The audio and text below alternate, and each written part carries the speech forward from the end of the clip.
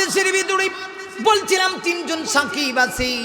একজন সাকিব যখন মাঠে নামি তখন দেখবেন মাকামাকি শুরু হয়, আরেকজন খেলাত নামলে হাঁকাহাঁকি মানে চিল্লা চিল্লি, মার সক্কা, কথা কন না কেন। আর আরেকজন কোরআনের সাকিব আছে, আপনাদের ময়মনসিংহের সন্তান, নাম হলো নাজমুস সাকিব, বিশ্ববিখ্যাত কোরআনের হাফিজ। এরা হলো কোরআনের তারকা। হাফেজ সালেহ আহমদ তাকরিম, এরা হলো কোরআনের তারকা। আল্লাহর কসম করে বলি, আমরা খেলোয়াড়দেরকে ভালোবাসি। আজও পর্যন্ত তারা একবার বিশ্বকাপ খেলা পুরস্কার আনবে দূরের কথা, সার কাপটাও তারা আজও পর্যন্ত দেশে আনতে পারে নাই, ঠিক কিনা? বিশ্বকাপ সার কাপে আনতে পারে।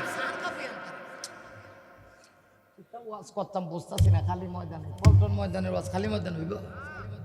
অসুবিধা হইতেছে, অসুবিধা হইতেছে কাকু, অসুবিধা হইলে আমার ডাবল সুবিধা, যাইতাম গা। আরে কোরআনের পাখিরা সারা পৃথিবীতে বাংলাদেশের মানকে উজ্জ্বল করেছে। এক নাজমুস সাকিব ৭০টা রাষ্ট্রে ১ নাম্বার হয়ে বাংলাদেশে পুরস্কার আনলো। হাফেজ সালেহ আহমদ তাকরিম ছোট্ট ছেলে, কিউট ছেলে, দেখলে বোঝা যায় জান্নাত থেকে নেমে আসছে। একজন হাফেজ সালেহ আহমদ তাকরিম সারা পৃথিবীর মধ্যে কোরআনের মাধ্যমে বাংলাদেশের মান সম্মানকে সারা পৃথিবীতে পৌঁছে দিল। কিন্তু দুঃখজনক হলে সত্য, আজকে আমরা কপাল পোড়া, কোরআন ওয়ালাদেরকে চিনতে পারি না, আলেমদেরকে চিনতে পারি না, সম্মান দিতে পারি না। ইলমে ওয়াহির দারক বাহক যারা আছে তাদেরকে সম্মান ইজ্জত দিতে পারি না। তাহলে বোঝা গেল ইলমে ওয়াহির শিক্ষা আর দুনিয়ার শিক্ষা এক সমান না। আর কোরআনের দারক বাহক হয়ে যখন আপনি সত্য কথা বলবেন, নবীর যুগেও ইসলাম বিদ্বেষীরা আমার নবীজির বিরোধিতা করেছে, আজও কোরআনের কথা বললে কিছু বেঈমান বিরোধিতা করবে, কথা কোন ঠিক কিনা? সত্যের পক্ষে গান গাই বলে আমি বিদ্রোহী, সত্যের পথে ডাকি বলে আমি বিপ্লবী, ঠিক না?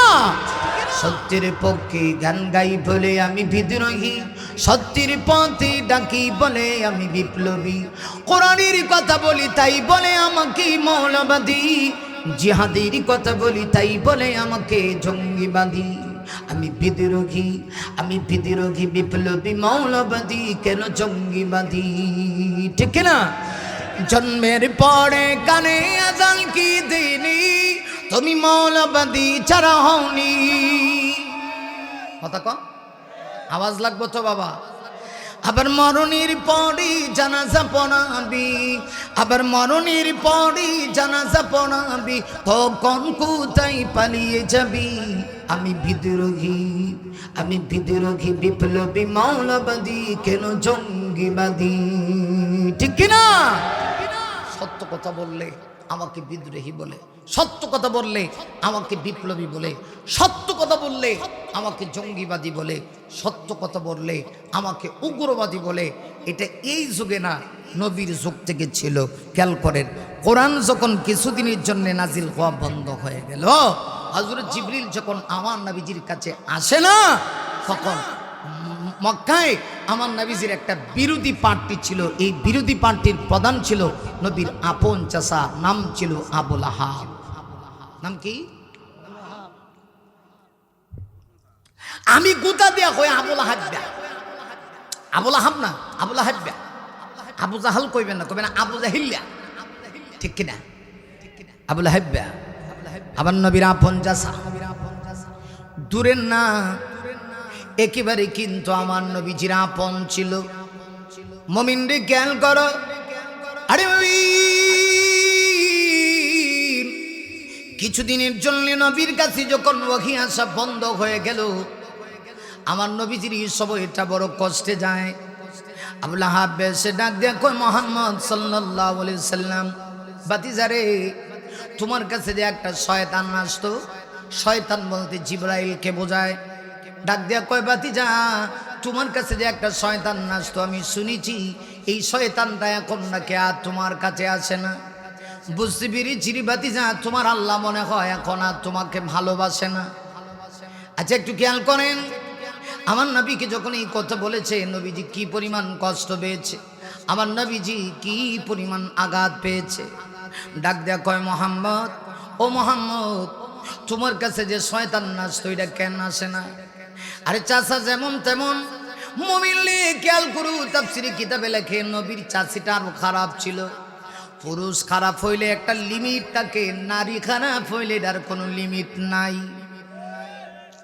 এটা আওয়াজ বুঝিয়ে রাইট করো যায় ঠিক এক করে বইতে হয়, জোরে আওয়াজ দেখুন ঠিক নেই। পুরুষ খারাপ হইলে একটা লিমিট আছে, নারী খারাপ হইলে লিমিট থাকে না। হ্যাঁ, একটা দেশ ধ্বংস করার জন্য একজন নারী যথেষ্ট। এবার মনে হয় ওয়াজ কমন পড়ছে। ও ঠিক, তাহলে আমরা পুরুষ থাকতেও লাভ নাই। এখনো আমরা পুরুষ হইয়া হিজরত দলে ঘুরে রয়েছি, না এই দিক না এই দিক। আজ পর্যন্ত আমাদের কপালে একজন পুরুষ প্রধানমন্ত্রী আমরা কপালে মিলছে না। আল্লাহ জানে আর কতদিন মিলব। আমরা যে জাতির যে এত কপাল মোরা, এত খারাপ। পুরুষ যদি খারাপ হয় লিমিট থাকে, নারী খারাপ হইলে কিন্তু লিমিট থাকে না। একটা পুরুষ যদি নষ্ট হয় লিমিট থাকে, কিন্তু নারী নষ্ট হইলে লিমিট থাকে না। নারী চাইলে মুহূর্তের ভিতরে একটা পরিবারকে ধ্বংস করে দিতে পারে। এজন্য নারী বড় মারাত্মক জিনিস। নবীর চাচা যেমন তেমন, চাচিটা আরো খারাপ ছিল। মাঝে মধ্যে আমার নবীকে মারার জন্য চাচি আসতো, কোমরের মধ্যে কাপড় বেঁধে। বিশ্ব নবী আল্লাহর পরে যার পাওয়ার, তাকে মারার জন্য আসতো। কত খারাপ ছিল। চাচা সে ডাক দেয়া কয় মোহাম্মদ, তোমার কাছে যে একটা শয়তান আসে না, বুঝছি তোমার আল্লাহ ভালোবাসে না।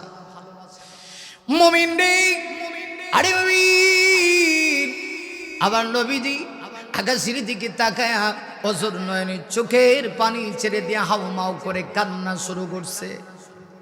নবীজি এত কষ্ট পায়, মাঝে মধ্যে কাবা শরীফের দেওয়ালে হেলান দিয়া আমার নবীজি কান্না করে, প্রভু গোটা মক্কার সব মানুষগুলি যদি আমার বিরুদ্ধে বলে গো, আমি কষ্ট পাই না, কিন্তু আমার চাচা, আপন চাচা, আমি এতিম, আমার মা নাই, আমার বাবা নাই, আমার দাদাও নাই, আমি এতিম হয়ে পৃথিবীতে এসেছি। এই মক্কায় হাঁটতে গেলে কাফেররা আমাকে কষ্ট দেয়, সবাই কষ্ট দিলে আমি কষ্ট পাই না। আমার চাচা যে আমার বিরুদ্ধে চলে গেল, আমি বড় কষ্ট পাই গো আল্লাহ।